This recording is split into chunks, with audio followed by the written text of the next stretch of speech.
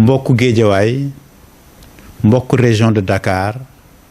mbokku Sénégal maa ngi leen di nuyu ci sama tur man Racine Talla maire de la commune de Wakhinane ak ci turu conseil municipal bu Wakhinane Nimzatt fii ci Géejawaay di am mbégte que ren ji 4 avril 2026 région Dakar yëpp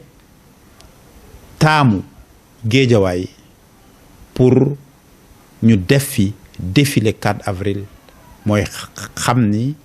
mooy suñu bésu feetu indépendance nationale mooy bi Sénégal moomee boppam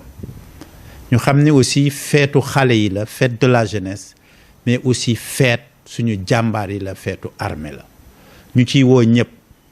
xale mag ndaw anciens combattants retraités élèves travailleurs étudiants wax ni Géejawaay war nañu won ni Dakar que juumuñu région de Dakar juumuñu bi ñu tànnee Géejawaay pour vraiment fêter fii fête indépendance boo xam ne nag thème bi dañ ne forces armées maanaam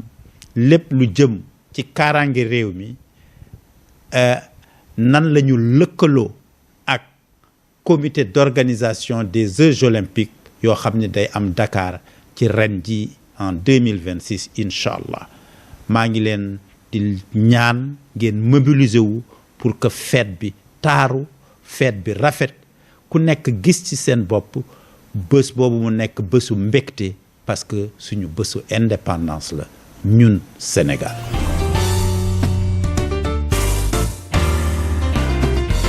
ZTV 60. Le Sénégal en image.